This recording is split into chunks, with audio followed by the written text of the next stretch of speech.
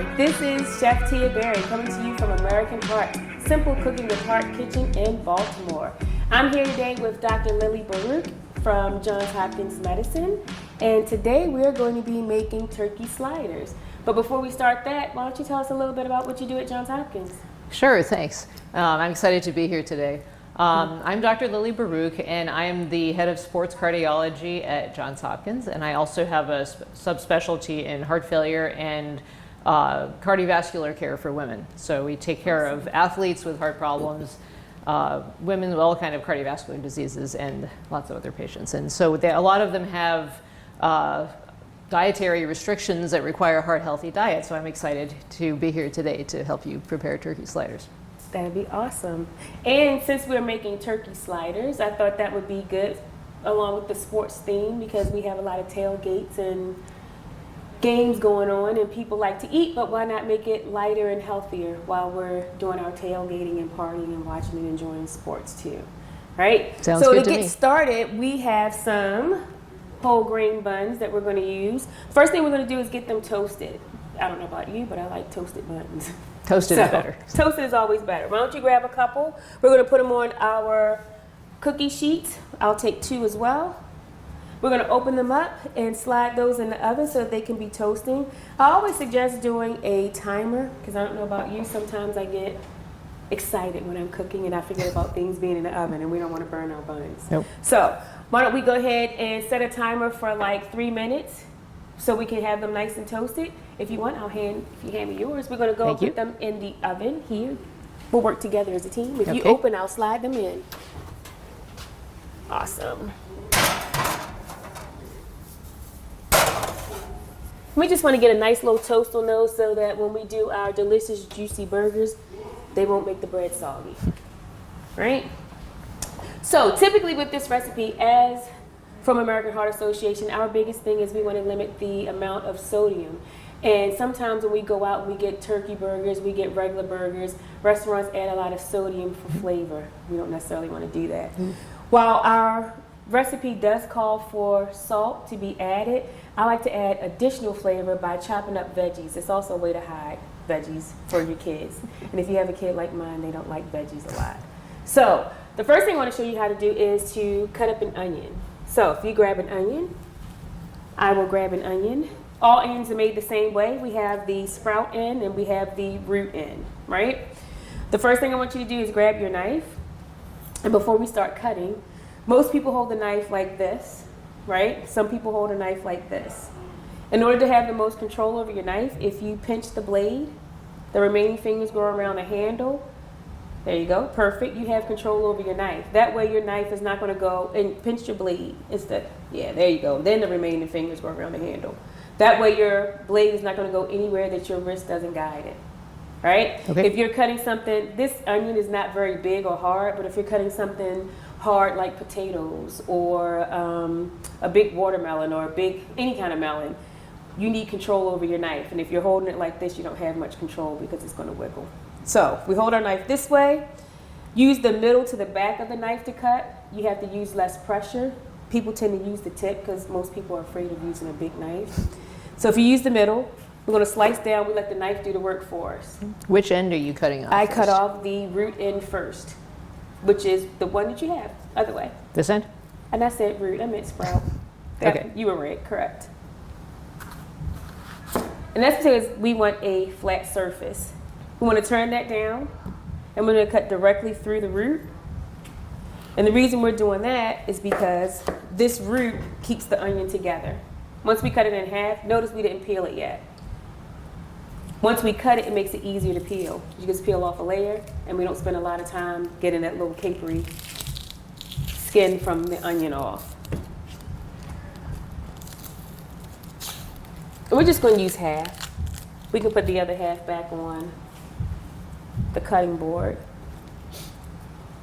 Now, what we have is our half an onion with our root still intact. This root is going to keep the onion from sliding around, right? I'll just put that in there, in the trash. Thank you. This particular time, we are going to use the tip of the knife. And if you notice, we have lines on the onion. We're going to use those lines as a guide. Depending on how small you want your onions, and my kid doesn't like onions to see them in their food, so I cut them pretty small.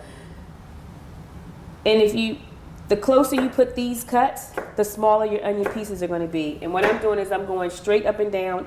Notice I'm not going all the way back to the back of the onion. I'm only going maybe halfway. And I'm cutting straight down into the onion.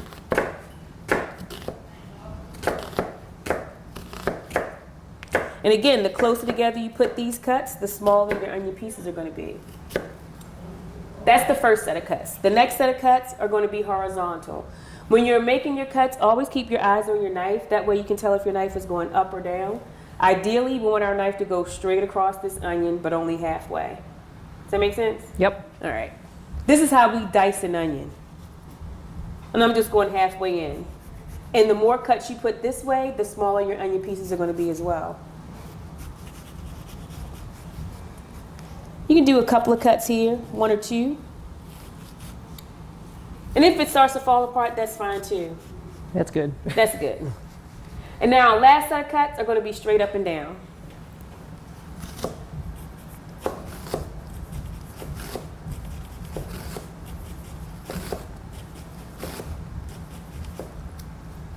And then you cut until you get to where your lines stop. And then you'll have your onions. And you'll notice the two of us cut them, but you can make them as small or as big as you want them to be. We're just going to put those over to the side. And what I'm doing is we're cutting up some extra flavor to go into our turkey burgers. We're going to add onions. And the recipe only calls for a little bit of salt and pepper, but again, I like to add some more flavor. So we're going to do half of this, half an onion. I also sometimes, when I'm making spaghetti, or like the other day the kids and I had chicken fajitas, and what I did was I cut off the tops and the bottoms of peppers. It's also something that would add flavor to a turkey burger, is to add peppers. So we can take a couple of pieces of pepper and just cut those up into smaller pieces, whatever variety you like or have. And I tend to use these because I don't want to use any, I don't want waste. Fajitas, I'm a chef. I like for the food to look pretty. So when we cut the tops off, we just use the strips because we want strips for the fajitas. These we use for spaghetti. These we use for things to put in like turkey burgers or hamburgers or meatloaf. So we don't necessarily care them if they're in nice, pretty strips. So the first thing we're going to do with this, and we just get a couple, start off by cutting these into strips as well. And then we can line those strips up.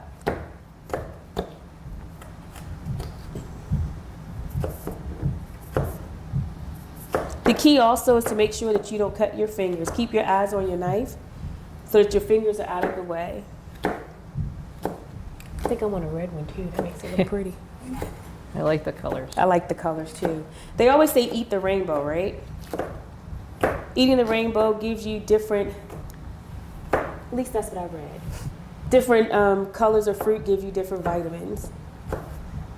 Are we dicing these up too? Should I cut them the other way? We're going to dice these up as well. Once you cut them into strips, then you can line them up and then cut across them, and you'll wind up with diced peppers.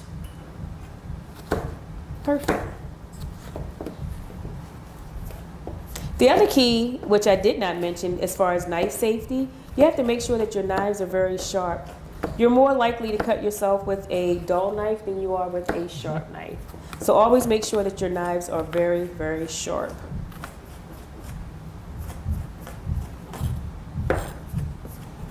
The other thing about knife safety is make sure that you use a cutting board. Try not to cut things in your hand.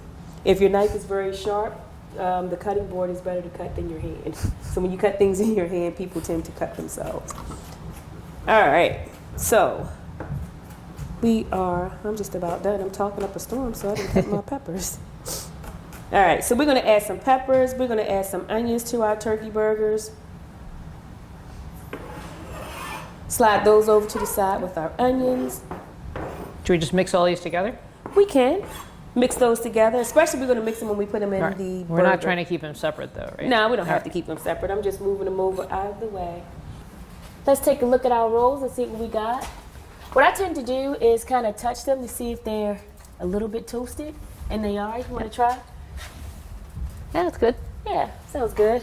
we can use our side towel, or if you have a side towel or pot holder, whatever works for you. You want to take those out, and we're just going to sit them on the side and let them cool off. Thank you. Perfect. Okay. And then we'll go back to chopping. Awesome. Next, let's do garlic. How do you feel about garlic in the burger? Love garlic. Love garlic too. So let's get a clove of garlic. Okay. This is how garlic comes out of the ground for the most part, right? Not as papery. This is the same like an onion, the sprout in and then you have the root in. These are the different cloves that are inside the garlic. We just break it apart, pull those out, and then we have an extra layer of skin that we have to get off. That's kind of less papery, right? In order to get that off, you want to lay your garlic down. Make sure that your blade is facing away from you because you don't want to cut yourself. And just smash it. Yeah. When you smash it, it breaks open the outside. I call it a capsule. That's, I'm sure, not the technical term. We get rid of that, and from there, you can just slice.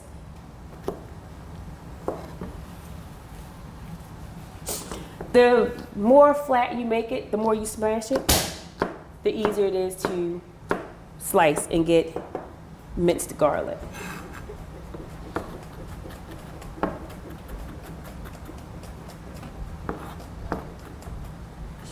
And I love the flavor of garlic.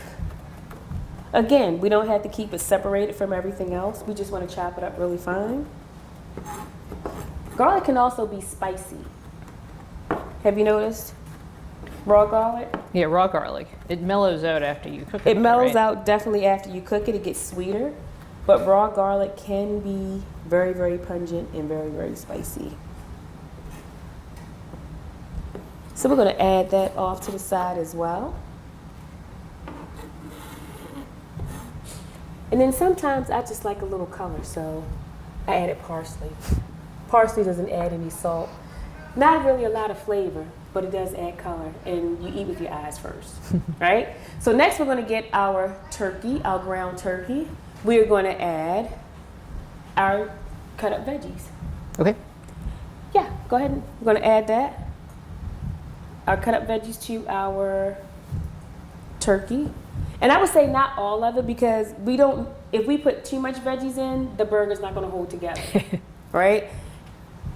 So a little bit of your onion, a little bit of your peppers, and that clove of garlic. You can never go wrong with too much garlic, in my opinion.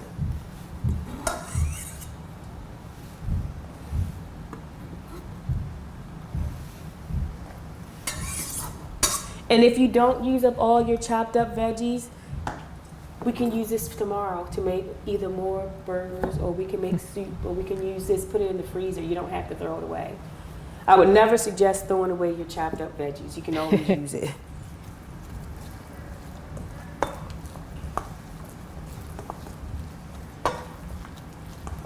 To this, we're going to add a 1/4 teaspoon of salt.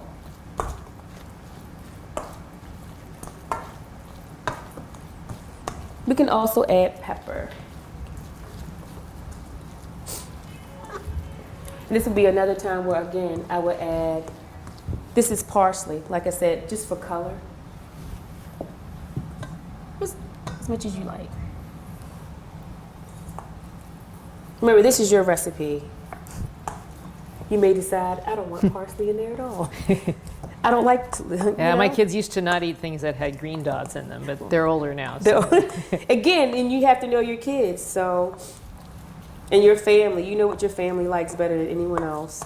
So the next thing we have to add would be some salt. Now, all we need is a 1/4 teaspoon, which is about, about a 1/4 teaspoon is about a pinch. That's about a 1/4 teaspoon. All you need is salt. Perfect. Put that back.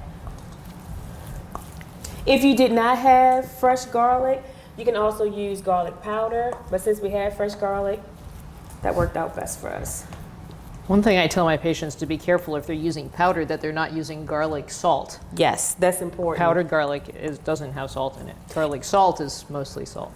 And what I tend to tell, people that come in for class, get the spices that are chipotle and then make your own spice blend. Ground chipotle peppers, ground garlic, ground onion, and then make a spice blend on your own. You can take those things and make your own spice blends, and then that way you have less sodium. Make your own chili powder. And you could do that by looking at the ingredients that are on the back of the spice blend and just taking those ingredients and making your own minus the salt. Right, that's true. So that's what I tend to do, and that's what I like to do. Some store-bought spice blends also are made without salt now. They're labeled, which is great. No sodium or low sodium. So, and I like to get those too. So we have our mixture all together. I would say we should make a couple of burgers, and then we'll wash our hands because this is, again, raw poultry. With raw poultry, we have salmonella.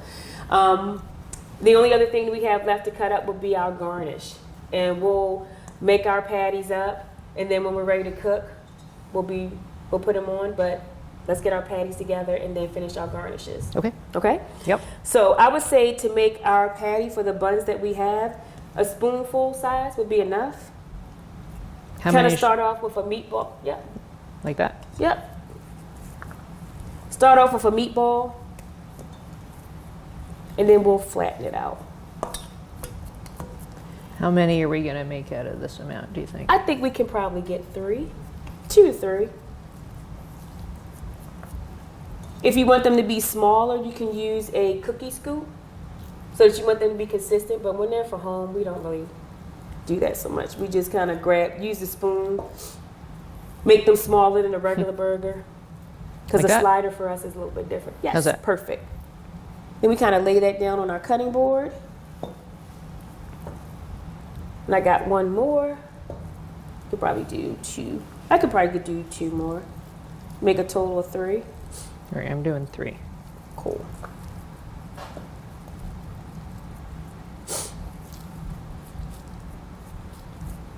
For some people that don't like to touch raw meat, I've had that a lot in classes. You can always put gloves on if you don't like that. The feel of touching raw meat. Sometimes at home I use wax paper also. Wax paper is always cook them good. outside, squish them down flat with wax paper. The other thing that's really good about turkey burgers, because turkey meat tends to fall apart, if we had the time, I would say put them in the refrigerator for like a half an hour, let them get cold after you make them. It tends to keep your turkey burger from falling apart. You don't necessarily have that with ground beef, but with turkey meat, for whatever reason, when you're making the burger, and we don't want to put fillers in to like the egg and the breadcrumbs to hold it together, sometimes when you put it in the refrigerator, it'll coagulate and get stiffer so that when you start to cook it, it doesn't fall apart. Mm-hmm. That's a good idea.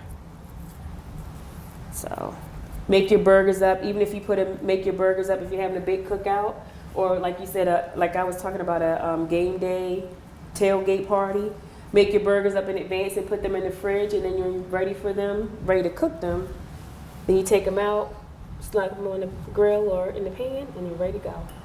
So let's get rid of our salmonella infested things and put the turkey burgers off to the side and wash our hands, and then we'll continue on with the chopping of the avocado, the mushrooms, and the tomato, and those are going to be our garnish. Great. Cool. All right, so we are back, and we are about to cut up our garnishes for the turkey slider. We're going to start off with the mushrooms. With mushrooms, we're going to saute those after we cook our burgers. So starting up, we washed them already. Mushrooms are like little sponges. So I would always say, if you are going to wash your mushrooms, make sure you wash them before you're ready to cook them, because if not, they'll be soggy and not the best quality. So for this, we need about a cup of mushrooms, and because it's just you and I, we're going to just cut up a few. I like the stem, but if you don't like the stem, you can always take those out. I just cut the end off. Yeah, and then just slice.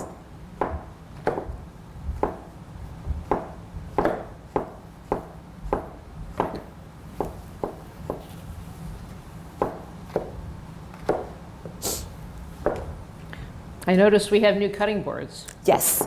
And the reason we have new cutting boards is because we do not want to cross-contaminate. On the other cutting boards, we were making turkey burgers with raw turkey, and what we did not want to do is put these raw mushrooms and our avocado and our garnish on the same cutting board. So yes, we did switch our cutting boards for that reason, which is very important. Food safety is important whether you're cooking for 1 million people or cooking for your family. It's probably most important if you're cooking for your family, right? Because you don't want to make your family ill. At least I don't. Yep. At home, if I don't have a lot of cutting boards, I cut all the veggies first and then put the meat on it last. Absolutely. That is one way to keep from cross-contaminating your food items. So once we have our mushrooms chopped up, the next thing I want to show you how to cut up, and we'll get a paper towel so we can use our side towel just to wipe off the mushroom residue. We don't necessarily have to wash the knife because we're still cutting veggies. Let's grab us a avocado. Avocados are considered a stone fruit. Believe it or not, this is considered a fruit. And it's called a stone fruit because it has a pit in the middle of it, a big stone or seed in the middle. To open these, typically you take your knife and you push all the way until you get to that big stone in the middle or the seed in the middle, and you just twirl your avocado around, twist, and then it will open up. Perfect. From there, we want to get rid of the seed and just kind of hack it a little bit and twist it out. If it's not that ripe, it's kind of hard to get it out. Yours is way riper than mine, as we can see, but it does come out. It does come out. Right in the trash. And then from here, and normally I said do not use these to cut in your hand, so the best way is to put this down on the cutting board, and we're going to cut slices. Okay. These are the slices that are going to go on top of our turkey burger.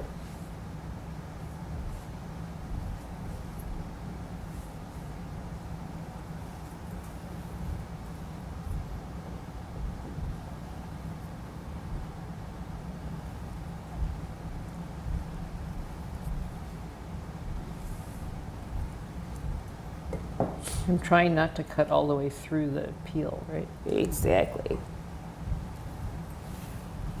Once you get to that point, if you just go around the sides, just a little, you will be able to slide out some slices of avocado.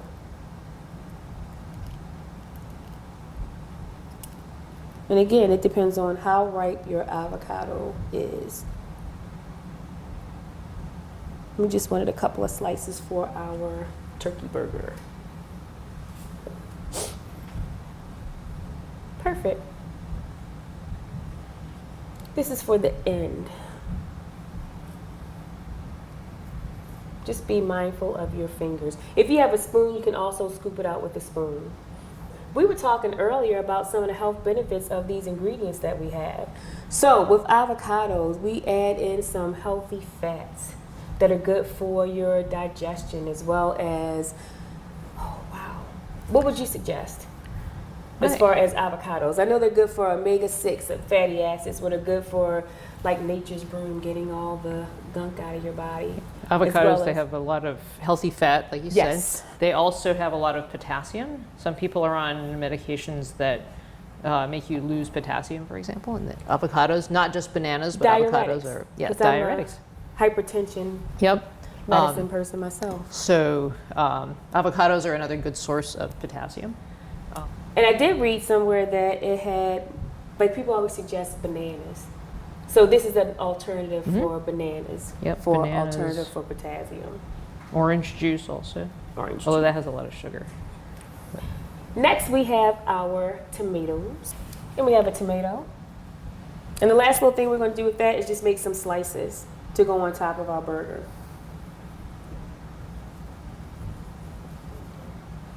Are you slicing it the long way or the short way? The short way. This is another time when a sharp knife is really important. Yes, you definitely need a sharp knife for doing this. If not, the tomato will be all smashed. All the juice will be on the cutting board. It won't be as pretty. So once we cut up our tomato, we should be ready to start cooking our turkey burgers. Right? Perfect. Let's move on over to the stove. We're going to leave this right here so when we're finished, we can do our garnishes. Over here, we have our non-stick frying pan. We both have our turkey burgers. Over here, you have yours. We're going to start by turning our pans on. And for us, we know which one it is. Yeah, perfect.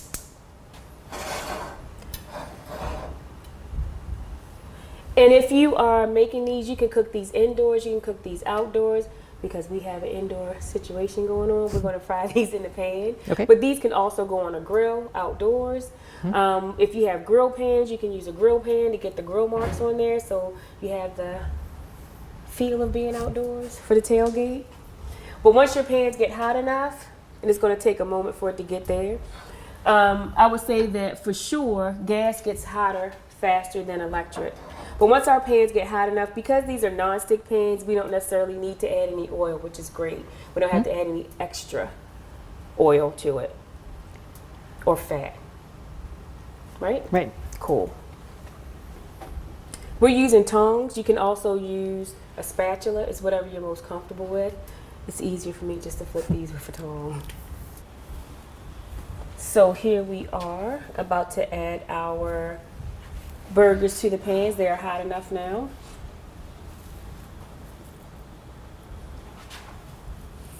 I'm going to use a spatula, I think.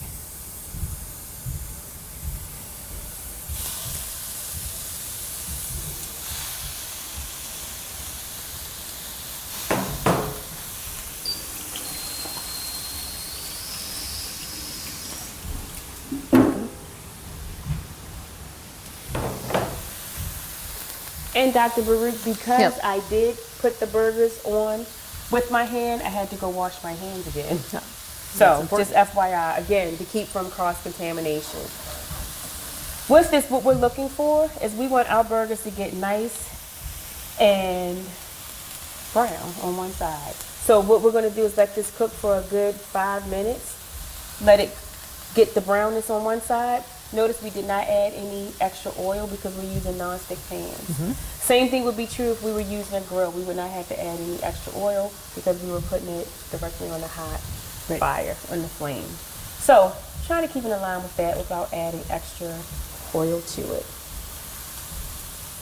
I love burgers. Burgers are one of my favorite things. I can eat a burger for breakfast. I can eat a burger for lunch. Yep. A lot of people think of burgers as just being beef burgers, hamburgers. Exactly. But we eat turkey burgers. We also get black bean burgers. Those are delicious. Veggie garden burgers are also good. And I've also made burgers out of lentils. I don't know if you've ever tried that. Made a lentil burger. And a lot of people shy away from it being vegetarian because we talk about being vegetarian. But like you said, the black bean burgers, they're delicious. The lentil burgers are delicious. It may not necessarily taste like ground beef, but it satisfies my craving for a sandwich. I like sandwiches. Yep. I think I can make fish burgers also, like salmon burgers or pollock burgers. Are delicious. Are also very good. And you don't always have to use bread for your to make your sandwich. Sometimes I'll make my sandwich using lettuce. Sometimes I'll make my sandwich with, like we're using Swiss for this particular burger. And I'll just use it without the bun. I just love burgers, the burger type. We get those little thin buns sometimes also that aren't so poofy. So if you want to have something to hold it but not eat so much bread. That's a good idea too. I love that. I think they're called sandwich thins. Yes. You know, they're like this thick. They have sandwich thins, the bagel things, all trying to keep you from having so much bread, which is full of sodium, correct? Right. Yes. Yep. So bread has a surprising amount of sodium in it. Surprising amount of sodium. Would you like to know why? Why? If we did not put sodium in bread, for one, it would taste like cardboard. Just think about it. Well. There's not a lot of ingredients in bread. Just flour, yeast, and sometimes not even yeast, water, And that's about it. If you didn't And put sodium. salt and sodium, if you didn't put salt in it, it would taste like you were licking cardboard. So that's one of the reasons why there's a lot of sodium in salt, and it also helps with the baking process. So without that, it would not taste very good. I can see mine now is getting a little brown. I can just tell from the outsides of it. If you're looking at it, we can see the brownness coming around the sides, which is saying, hey, it might be time for me to be turned over, or at least take a look and see what I have going on. Would you like a Thank spatula? you. I sure would. So with that, I can kind of lift this up and see what do I have going on with my burger. That's what we're looking for, that nice pretty brown color.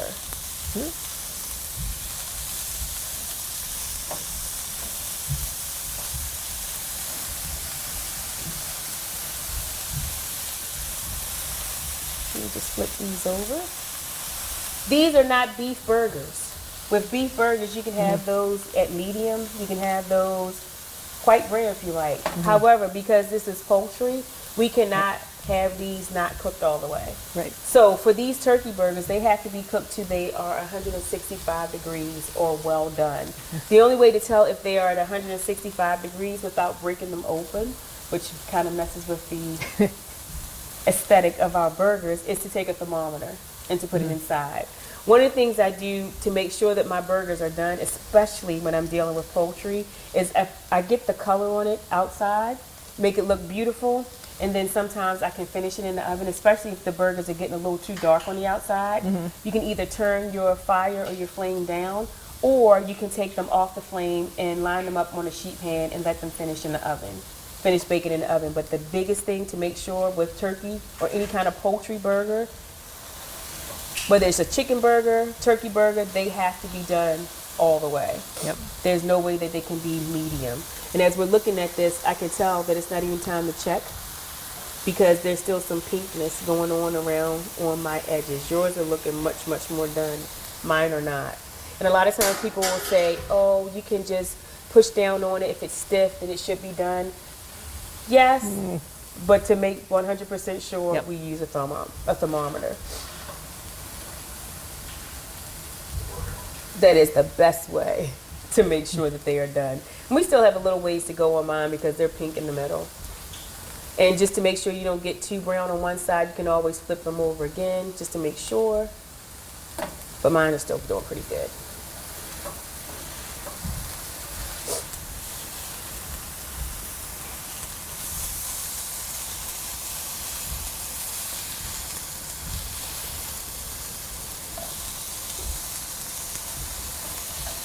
I think I'm pretty good here. You're pretty good. And we have a thermometer just so we can check the temp. And I always say put it directly in the center. And what we're looking for is 165 degrees in the center. Also, the best way is to lift it up to make sure it's not getting the heat from the pan.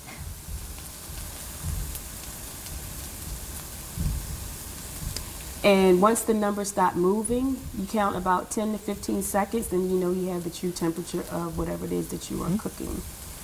Yeah, it looks like not quite there yet. Not quite, because it has stopped. But it's still going. So not quite yet. So we're going to give it a couple more minutes. And you could probably turn your flame down. We're not trying to make blackened burgers. We're not trying to make blackened burgers today, turkey sliders. And I'm going to do the same to check the temperature of this. And if you're wondering what we're looking at, sir, as I poked it all the way through.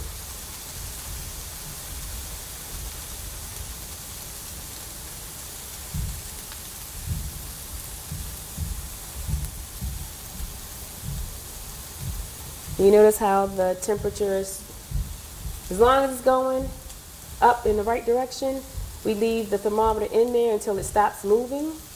Once it stops moving, it gives them a better indication of what the actual temperature is. And now that we see it slowing down, it's not going as fast, we know that the center is still not quite done.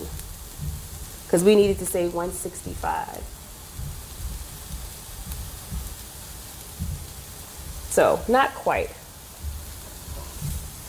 Do you like to put your cheese on while it's still in the pan, or do you wait till you take them off? I like to put mine on while it's still in the pan because the heat, the residual heat, and I don't have to cook it anymore. You want to check yours again? Sure.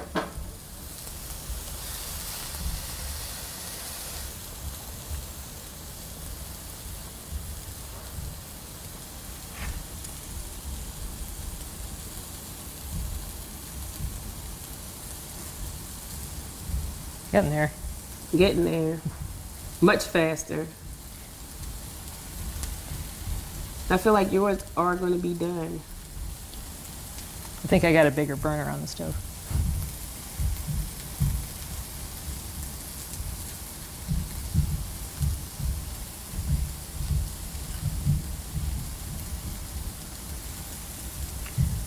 Do you want to talk about different types of cheese while we're waiting for the burgers? Yes. So I will say honestly, my favorite would be cheddar.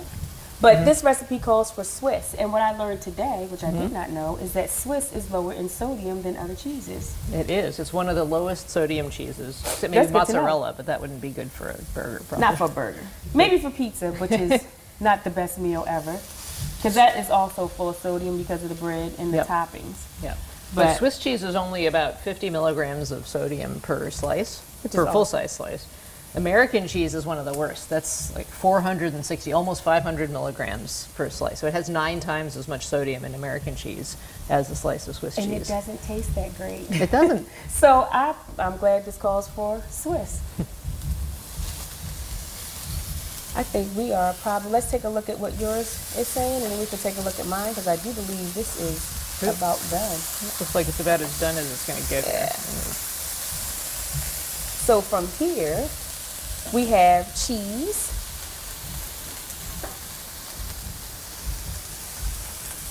Would you like cheese for yours? I would like cheese.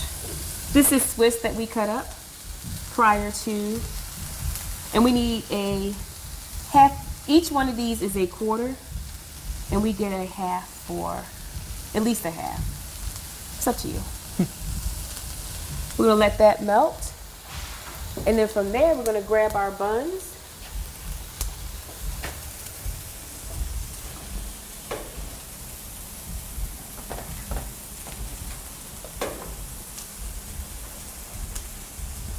Thank you so much. You are welcome.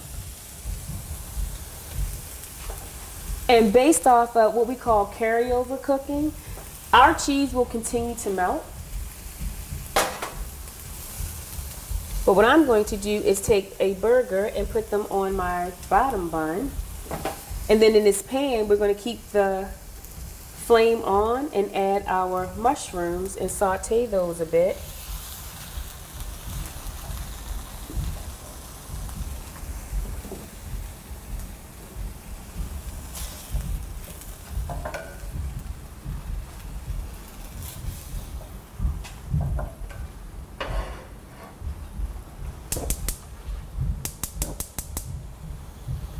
And really, we're just kind of wilting these. Because notice we're not adding, and if you wanted to, you can add a little bit of oil to the pan. But really, we just want to get these softer. And you can also add a little bit of water to get them to steam. Which is what I will probably do, is just add a little bit of water to get these steaming. The idea again is not to add a lot of oil.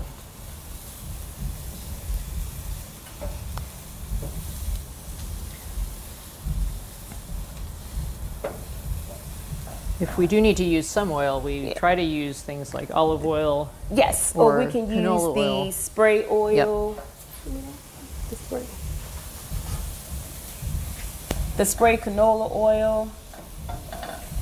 What we would try to avoid would be butter and or margarine, because we don't need a lot. And I think just to get it moving, I'm not going to add a lot, but I do want a little bit. How about that? That's good. Just a little. And again, like I said, you can also add a little bit of water.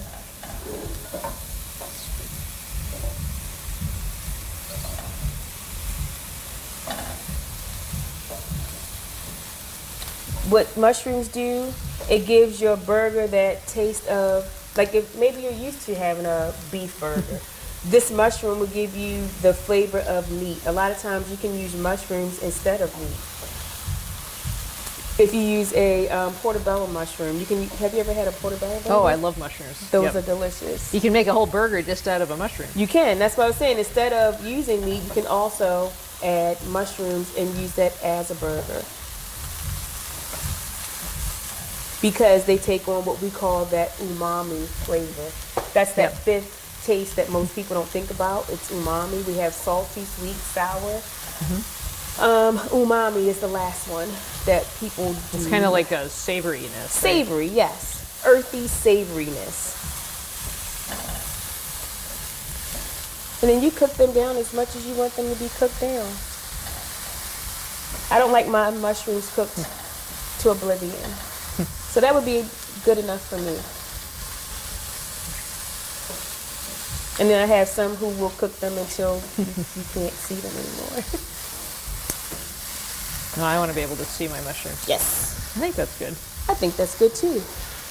So what I'm going to do with our mushrooms, and you have yours too, take them right from the pan and put them on top of my turkey burger. I think I might use these tongs for that. Yep, tongs might be easier.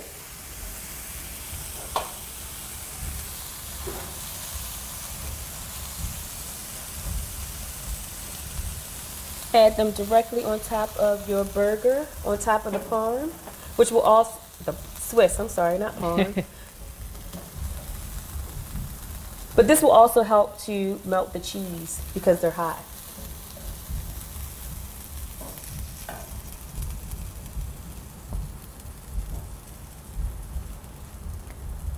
I'm losing some of my mushrooms. I'm using some of my mushrooms as well. But it's okay. Nobody will ever know when we serve them. They won't know how many mushrooms we dropped on the actual tray. At least we didn't drop them on the floor. That's what's most important. All right, so we're going to go back over to our table and finish putting our burgers together. Oh, Coming behind you. Right behind me. So from there, we have now our tomatoes. We can add our sliced tomato. And depending on how much tomato you like, you can put 2 slices, you can put 1 slice.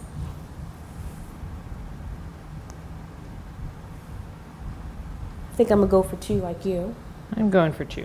I'm going for 2 too. And then from there, we're gonna add on our avocado.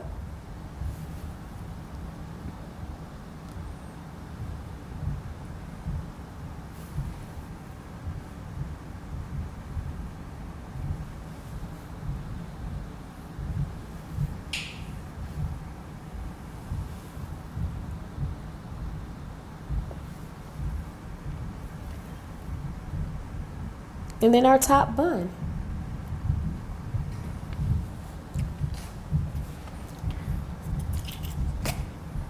And then we have these lovely little skewers to keep them together. Here's a couple for you. Thank you.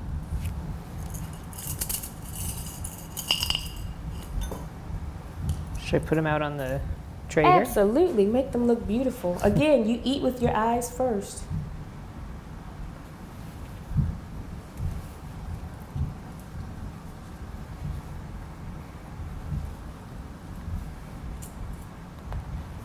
All right, there. How's that look?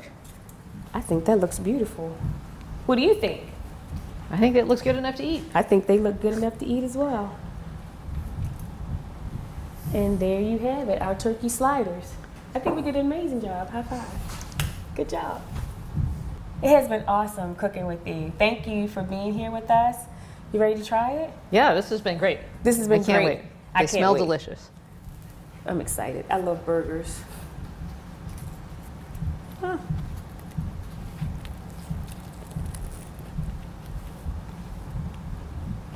I'm glad we added the garlic. That's good. And the peppers. I like putting the veggies in the turkey. That really adds some flavor. I do too. I still have crumbs on my face. But thank you so much. I took the big enough bite. This has been great. I think it's It has been great. good to show everyone that cooking healthy food doesn't have to be complicated or difficult. And It doesn't, and you can also use things that you're familiar with. So, just so we know that we can make our game day recipes lighter. They don't have to be heavy. They don't have to use the ground beef. We used ground turkey. We added mushrooms. We added peppers. We added onions. We added garlic to lighten it up and to add a lot of flavor. Having you here has been wonderful. thank you so much. This has been great. Thank you so much.